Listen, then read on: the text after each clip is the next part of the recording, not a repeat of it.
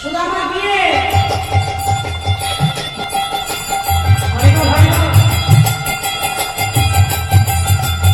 সকলের বড় আনন্দ, সবার মনে বিয়ে বেড়াতে কেন আনন্দ হয় না?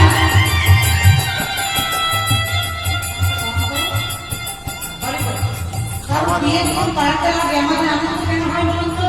খাওয়া দাওয়া ভালো পাওয়া যায়। নতুন ঘরে আসবে সেটার জন্য নয়, এক পাতা পাবো। ভালো হোক আর মন্দ হোক, ভোজ কিন্তু পাবো, সেই জন্য আনন্দ। আজকে কিন্তু কোনো ভোজ নেই, তবু কিন্তু আনন্দ সকলকে করতে হবে। আর সুদামার সঙ্গে সুশীলার বিয়ে বাহ হচ্ছে, কেমন ভাবে হচ্ছে দেখো। সুদামা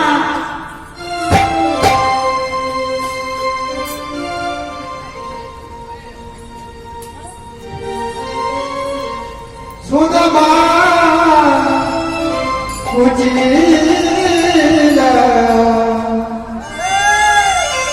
বিবাহ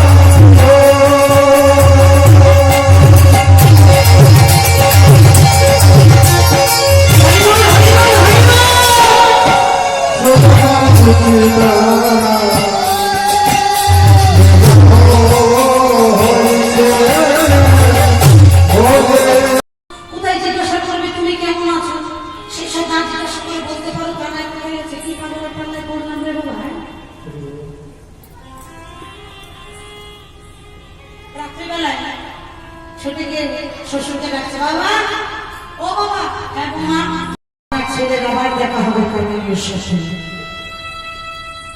তাকে ভোলাতে বলছে, বাবা তাকে কি ভোলানো যায় গো? যদি তার প্রেমে কি একবার মরেছে, এই জগতে প্রেম নেওয়া এ তো বাহ্যিক জগতে প্রেম, আজ আছে কাল শেষ, সেই প্রেম নয়। ভগবানের সঙ্গে ভক্তের যে ভালোবাসা, ভালোবাসাটাকে বলে আজকালকার দিনে যে ভালোবাসা হয় সেটা না। ভালোবাসা অর্থাৎ ভালোবাসা, বাসাটা ভালো করবে। যদি এই বাসাটা ভালো হয়, সে বাসায় গোবিন্দ এসে নিজে বিরাজ করবে। আর বাসাটাই যদি নোংরা হয়ে থাকে, সে বাসায় কি আর গোবিন্দ আসে? সুদামার স্ত্রী সুশীলা বন্ধু শাশুড়ি, তোমার কোনো চিন্তা নেই। আজকে আমাদের বিবাহ হলো, আমি একদিন তোমাকে তোমার বন্ধুর সাথে দেখা করাবো, সাক্ষাৎ করাবো, এই কথা বলো। দেখতে দেখতে সুদামার সংসার বড় হতে থাকে, মা বাবা মারা যায়, ছেলে মেয়েরা বড় হয়।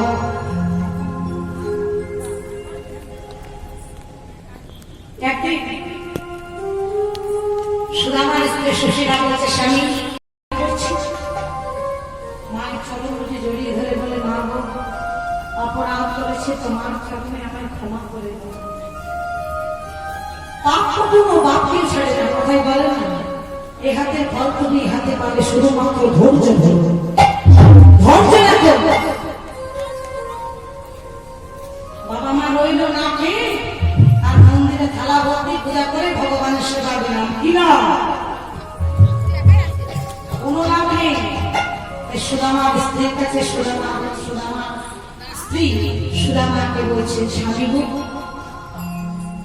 শুনেছি দ্বারকার রাজা নাকি তোমার বন্ধু, যাও তার কাছে কিছু চেয়ে নিয়ে এসো। বললে সুশীলা, আমি আমার বন্ধুর কাছে ভিক্ষা চাইতে যাবো? না গো না,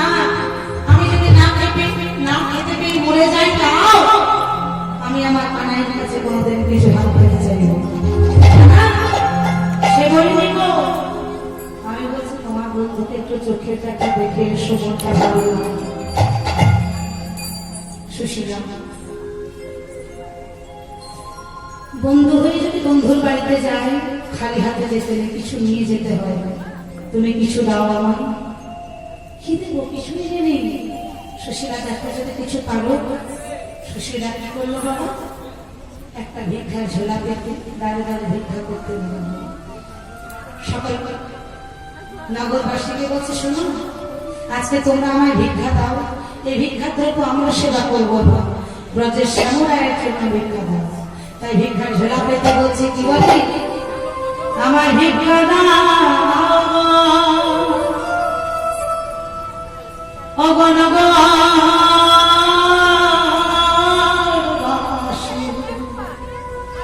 ভিক্ষা দাও।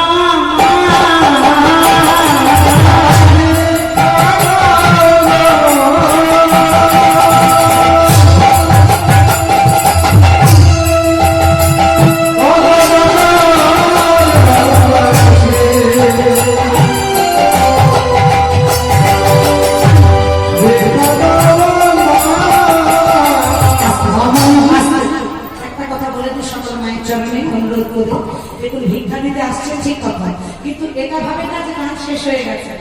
আমা কীর্তন কিন্তু শেষ হয়নি না। ভিক্ষা দান করার পর সকলে নিজে নিজে দেখবেন লক্ষ্মী মায়ের মতো বসে যাবে। কেমন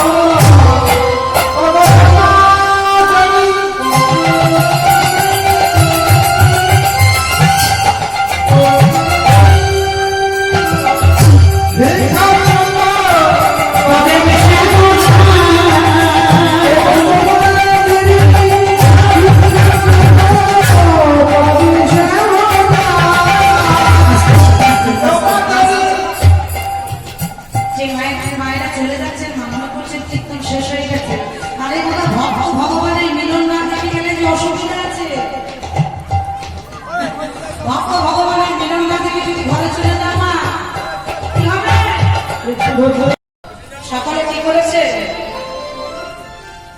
কেউ কিন্তু পয়সা পাতি এসব কিছু দেয়নি। এই যেমন আপনারা সকলে পয়সা দিয়ে গেলেন, তাকে কিন্তু কেউ পয়সা দেয়নি। কি দিয়েছিল? শুকনো চিড়ে ভিক্ষা দিয়ে গেছিল।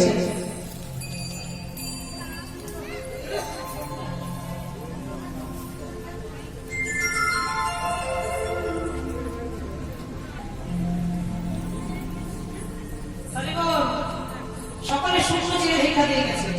আর শুকনো চিড়েটা নিয়ে সুশীলা স্বামী সুদামার কাছে এসে বলছে, স্বামী গো, এই শুকনো চিড়ে ভিক্ষা দিয়ে গেছে। শুকনো চিড়ে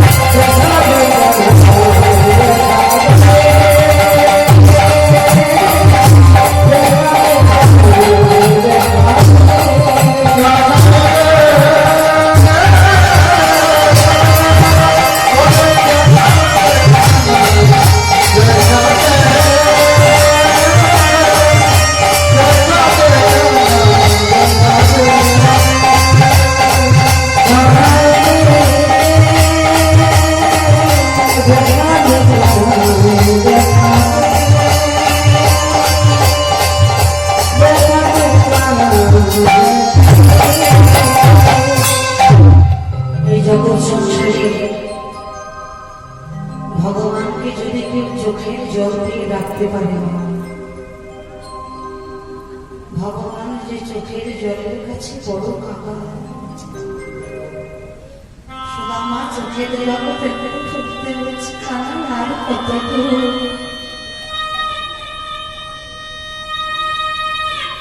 আর কত দূর গেলে তোর দেখা পাবো বল না কেন? ওরে এই পথে যেতে যেতে যদি আমার মরণ হয়, জানি না এই জীবনে তোর আর কতদিন তোর সাথে দেখা হবে কি না হবে, জানি না আর কতদিন বেঁচে থাকবো।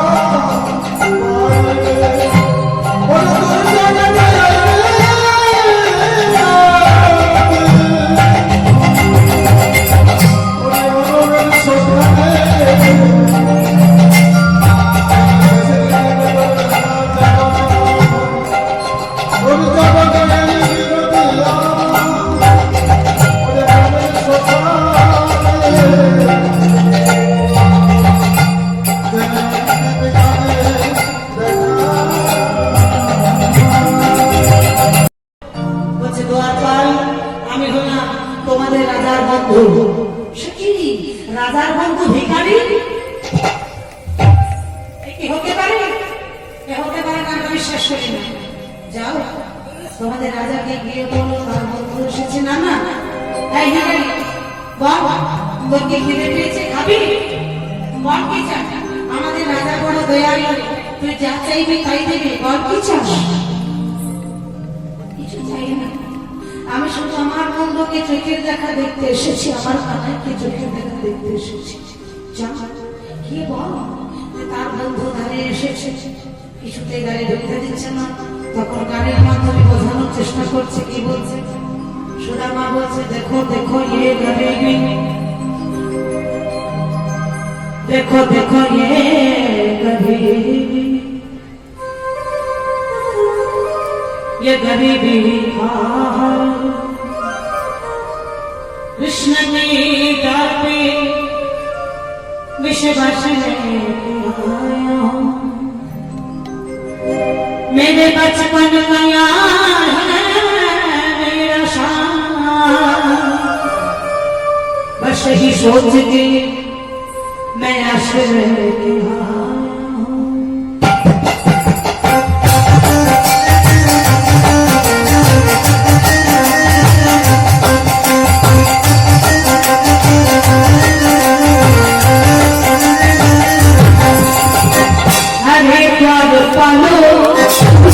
कन्हैया से कह दो, अरे द्वार पढ़ो कन्हैया से कह दो।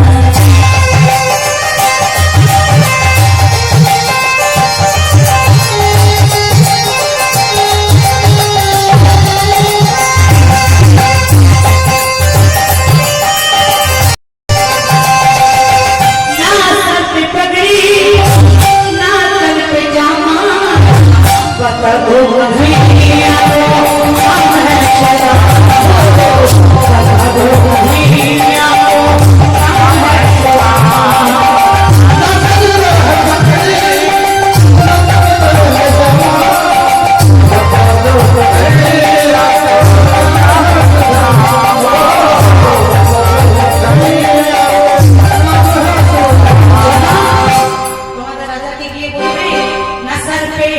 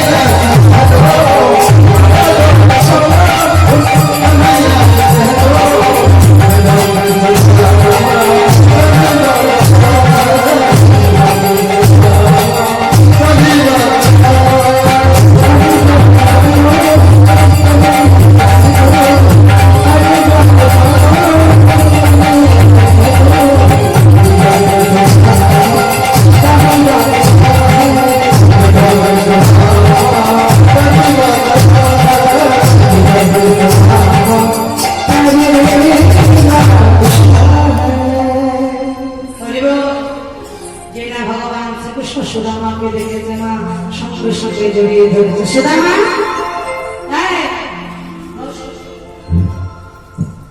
গান ধরে পুষ করার মতো বসবে, ওদিকে দেখতে পাচ্ছি না আমি।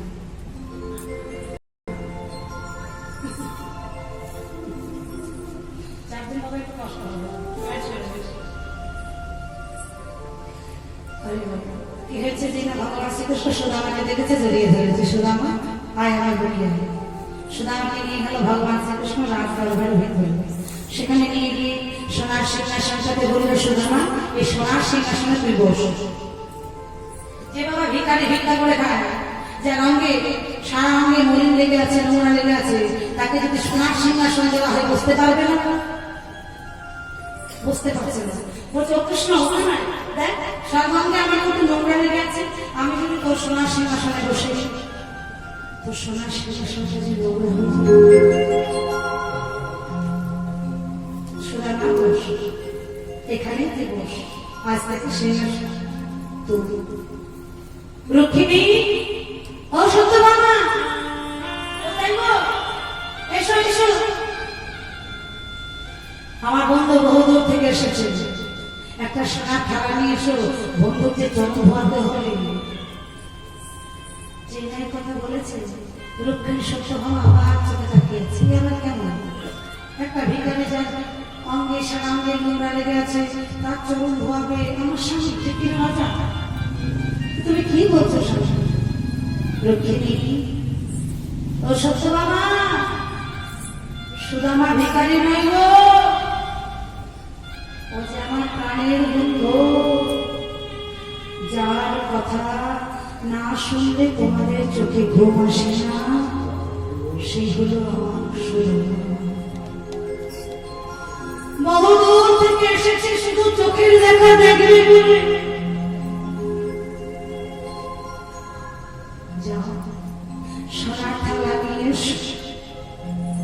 বাবা, সুদামাকে যে ভগবান শ্রীকৃষ্ণ এত ভালোবাসে, এত শ্রদ্ধা করেন, কেন? কে ছিল সুদামা? পূর্বজন্মে কে ছিল সুদামা?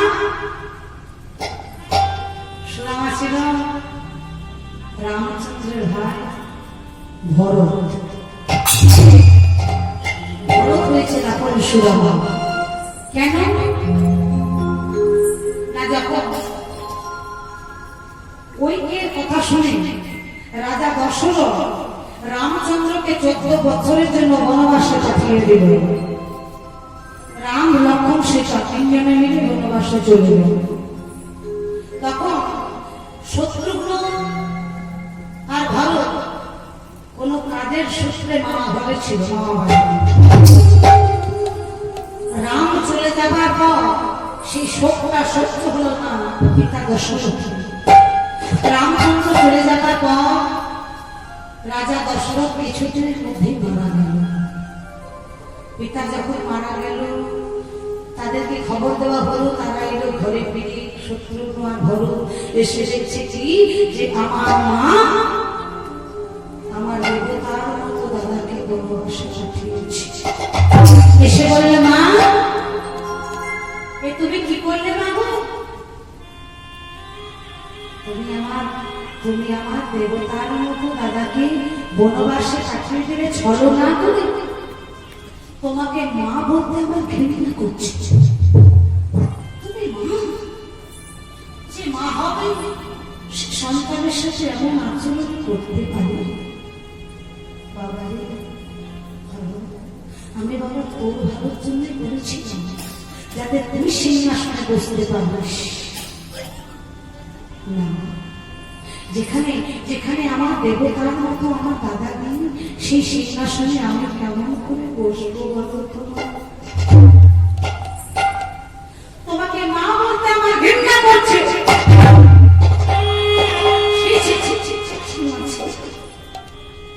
রাজ্যে যদি তুমি এত বড় কুকর্ম করতে পারবে, তোমার মনে তোমার প্রাণে একটু আঘাত লাগলো না? যে ছেলেটা রাজা হবে সেই ছেলেটাকে ছলনা করে তুমি বনবাসে পাঠিয়ে দিলে।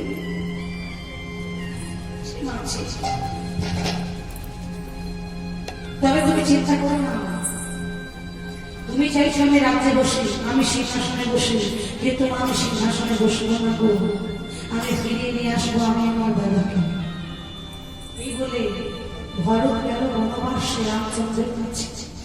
কি বলছে, দাদা ও দাদা, পিতা তো দেহ রেখেছে বাবা, দাদা তা তুমি চলো রাজ্যে ফিরে চলো।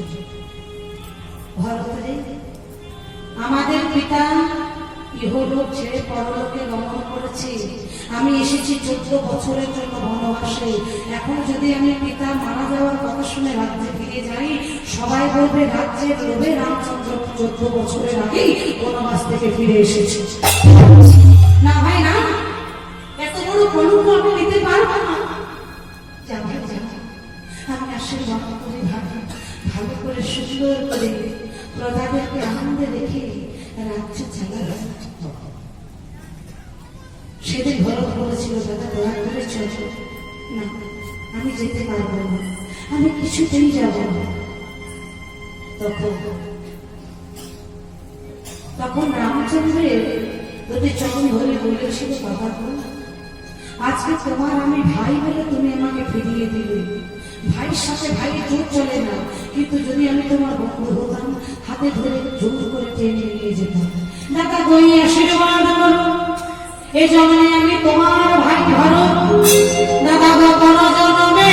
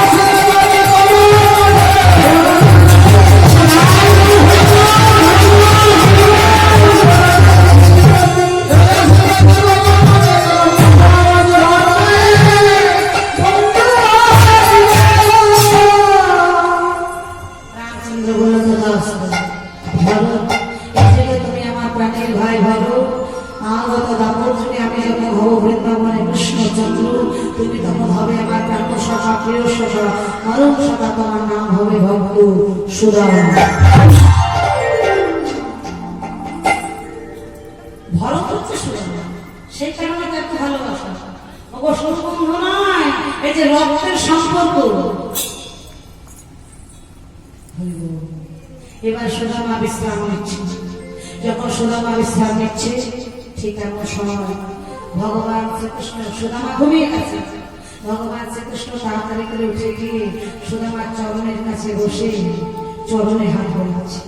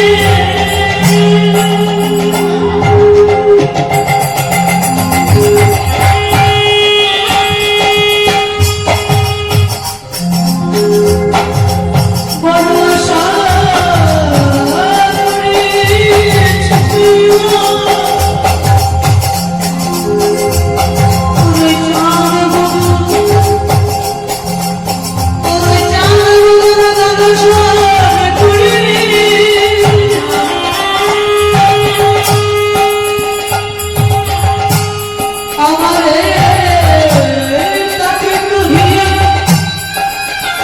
শীতল হইয়া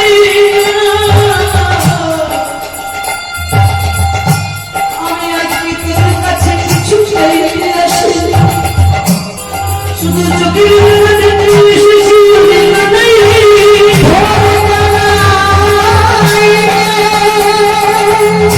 মনে বন্ধু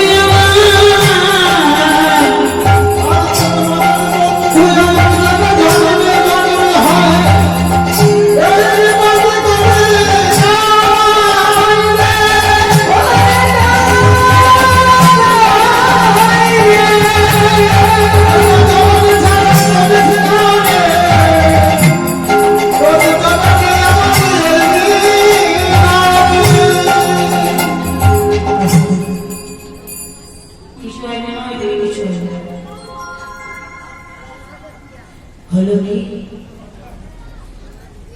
হ্যাঁ বাজি ফাটছে অন্য কিছু হয় না বাজি ফটকা ফাটছে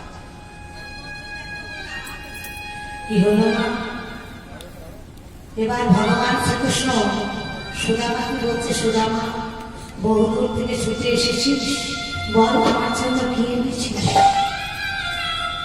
আমার সেই শুকনো ছেড়ে যে চিড়েটা সুশীলা বেঁধে দিয়েছিল নিয়ে যাবো সেই চিড়েটা লুকিয়ে রেখেছে সুদামা বলছে আমার কানাইকে চিড়েটা দিতে পারবো না আমি কেমন করে তুলে দেবো কানাইয়ের বদলে ভগবান যত সুযোগী যেনা দেখেছেন সুদামা লুকিয়ে রেখেছে চিড়েটা সঙ্গে সঙ্গে বলল সুদামা বহুদিন আলিঙ্গন করে নিয়ে আনি আমি তোকে জড়িয়ে ধরি আমি জড়িয়ে ধরতেই চিড়েটা মাটিতে পড়ে যেতে তাই কি করলো মগো সুদামা কৃষ্ণ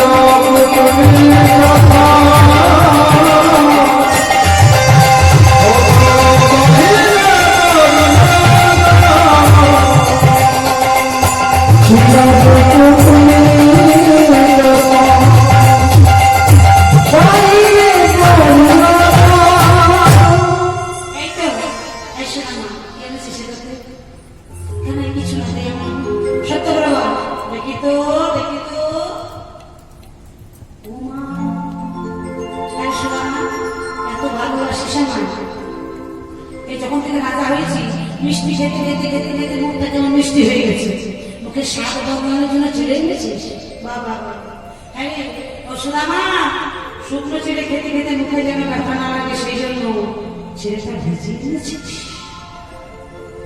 সুদামা বলছে আমি তো ছেলেটা ভিজিয়ে আনি মিথ্যা কথা বলবি না তাহলে ভিজলো কি করে বলছে কানাই রে আমি পথে যখন কানাই কানাই বলে ছুটে আসছিলাম সেই শুকনো চিড়ে আমি আমার বুকে জড়িয়ে ধরে নয়ন ধারায় পরিশ্রম করে কাঁদছিলাম তখন কি হলো জানিস আমার চোখের জলে চিড়ে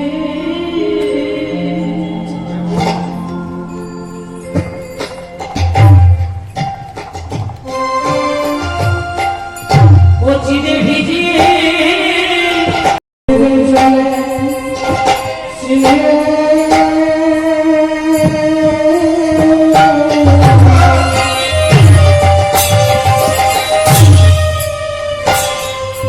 ছেড়ে ভিজে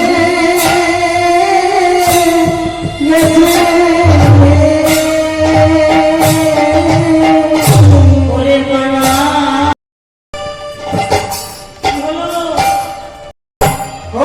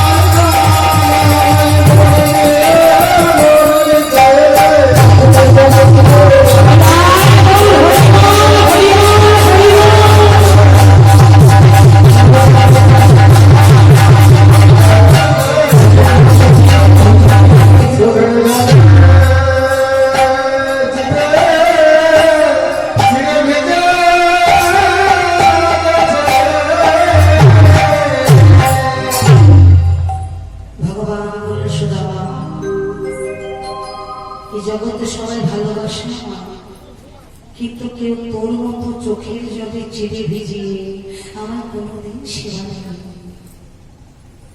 চোখের জলে চিড়ে ভিজিয়ে এই প্রথমবার কোনো ভক্ত আমি সেবা করি। সুদামা তোকে আমি কথা দিলাম আর কথা করি চুরি। যখন গ্রামে গ্রামে হরে নাম হবে, হরে নাম সংকীর্তন হবে, আমার আটল পাতা হবে, বাহান্ন ভোগ লাগানো হবে, ওই বাহান্ন ভোগের মধ্যে থাকবে কি জানিস তোর আমার এই শুকুর। আমি তোকে কথা দিলাম কি গো মাথা কেনা? হ্যাঁ ওই ছেলেটাই ছিল সুদামা। ভগবান বলছে আমি তোকে কথা দিলাম ওই মানসাই যে ভোগটা থাকে ওরে সুদামা রে আমি মানসা ভোগে চিড়ে খাবো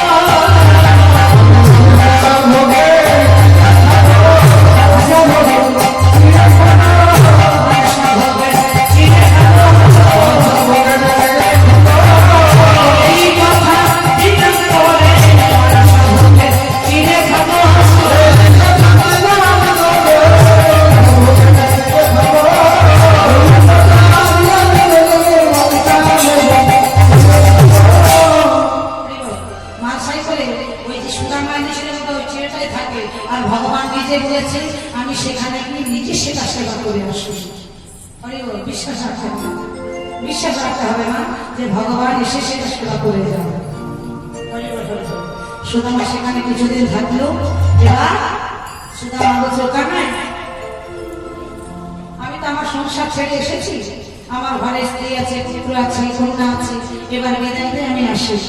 সুদামা যখন চলে যাচ্ছে বাবা কৃষ্ণ বলতে পারছে না যে কিছু নিয়ে যা, আর সুদামা বলতে পারছে না যে কিছু দে, যেহেতু ছিল বাবা আমি চাইবো না, সে বলেছিল না চাইতে দেবো না। সুদামা চলে যাচ্ছে ঠিক এমন সময় ভগবান শ্রীকৃষ্ণ লক্ষ্মীকে ডেকে বলে লক্ষ্মী তুমি তো মা লক্ষ্মী স্বরূপ, বন্ধু আমার অভিমান করেছে আমার কাছে কিছু চাইবে না গো, তা তুমি সুদামাকে কিছু দাও। রুক্মিণী কি করলো বিশ্বকর্মাকে আদেশ করে সুদামার একটা ছোট্ট কুটির ছিল সেটা ভেঙে একটা নাচ বাড়ি তৈরি করে। দেখেছো না ভগবানকে যদি ভালোবাসার মতো ভালোবাসা চাই না চাইতে ভগবান সব হবে। রাজবাড়ি তৈরি করে দিল আর কৃষ্ণের যেমন রাজবাড়িতে যেমন ব্যবস্থা ঠিক তেমনই করে দিল সুদামা। সুদামা যখন নিজের ঘরে ফিরে এসেছে পাতার প্রত্যেকটা দেখতে পাই, সে তো জানে না কি ঘটনা ঘটেছে, যাকে পাচ্ছে তাকে জিজ্ঞাসা করতে হ্যাঁ শুনছো? বলে আমার এখানে ছোট্ট একটা পাতার প্রতীক ছিল, আমার বউ ছিল, আমার ছেলে ছিল, মেয়ে ছিল, তারা সব সময় দেখিনি। তুমি দেখেছো? না আমি তো জানি না। সর্বনাম, তবে আমার বউ ছেলে মেয়ে গেল কোথায়? এমন সময় দেখছে শুধু আমার স্ত্রী সুশীলা এক রাতে রানের বেশে ওই রাজমহল থেকে বেরিয়ে এসেছে। সুদামা বলছে, ও সুশীলা, কার ঘরে ঢুকেছো তুমি? এই বেরিয়ে এসে বলছি, কোন রাজা আমাদের বাড়িতে ভেঙে রাজত্ব করেছে বলো তুমি? সুদামা স্ত্রী সুশীলা বলছে, না তো, এটা কোনো রাজার ঘর না, এটা তোমার বাড়ি। আমার বাড়ি কি করে? আরে বাবা, তুমি যখন তোমার বন্ধুর বাড়িতে গেছিলে ঠিক সেই সময় তোমার বন্ধু আর তোমার বন্ধুর স্ত্রী এসে তোমার জন্য একটা রাজবাড়ি তৈরি করে দিয়েছে। সুদামা বলছে, না শুনেছি এই জগতে যার ধ্বংস কৌশল থাকে সে নাকি তোকে ভুলে যায়। তাহলে তো আমি তোর কাছে কোনোদিন কিছু চাইনি সেটা, আমি তো চেয়েছিলাম তোকে, শুধু তোকে। ভগবান বলছে, ভক্তকে সব দিলাম, তবু ভক্ত আমায় ভুলে যায় না, তাহলে ভক্তকে দর্শন দিতেই হবে। তুলসী মঞ্চের উপরে ভগবান শ্রীকৃষ্ণ হাতে বাসিতে গিয়ে দাঁড়িয়েছে। যখন দাঁড়িয়েছে না, কেউ দেখতে পাচ্ছে না, কেন না সুদামা ছাড়াও তো সেখানে অনেকে ছিল। সবার কপালে, সবার তো চোখে ভগবানকে দর্শন করা যায় না। তাই কি করলো, সুদামা যখন দেখতে পাচ্ছে না, সুদামাকে দিব্য চক্ষু দান করলো ভগবান। আর দিব্য চক্ষু দিয়ে নয়নে নয়নে ভক্তের সঙ্গে ভগবানের মিলন হচ্ছে। কেমন হবে দেখো, ভক্ত আর ভগবানের মিলন হইল গো।